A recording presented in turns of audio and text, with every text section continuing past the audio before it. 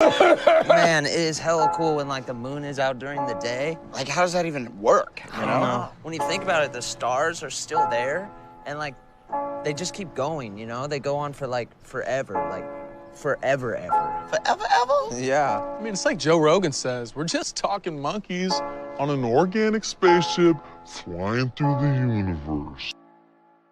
If you tell a lie big enough and keep repeating it, people will eventually come to believe it. The lie can be maintained only for such time as the state can shield the people from the political, economic, and/or military consequences of the lie. It thus becomes vitally important for the state to use all of its powers to repress dissent, for the truth is the mortal enemy of the lie, and thus by extension, the truth is the greatest enemy of the state. No one likes to be wrong, especially ignorant people.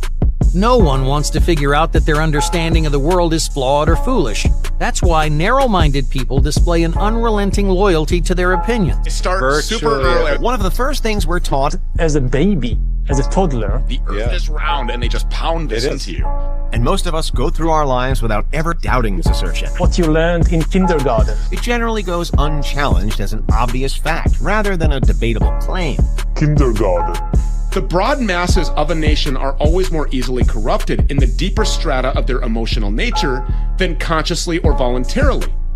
And thus, in the primitive simplicity of their minds, they're more readily fall victims to the big lie than the small lie. Since they themselves often tell small lies in little matters, but would be ashamed to resort to large-scale falsehoods, it would never come into their heads to fabricate colossal untruths, and they would not believe that others could have the impudence to distort the truth so infamously. Even though the facts, which prove this to be so, may be brought clearly to their minds, they will still doubt and waver and will continue to think that there may be some other explanation. I'm talking about the universe, black holes, the Big Bang, time travel, God. But what I'm gonna do is teach you how to think. Train your mind. In the old days, we called it brainwashing, where you repeat something and then it becomes true.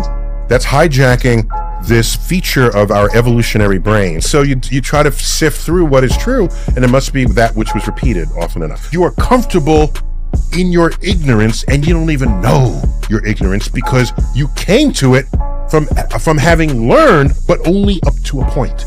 They're not only controlling the information you receive, they're shaping how you receive it, which has an effect on how you then behave. How you create a worldview.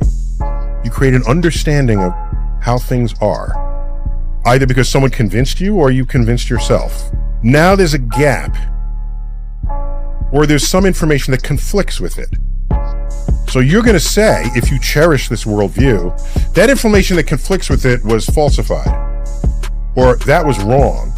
They don't know what they're doing. You can maintain your worldview. We hold on.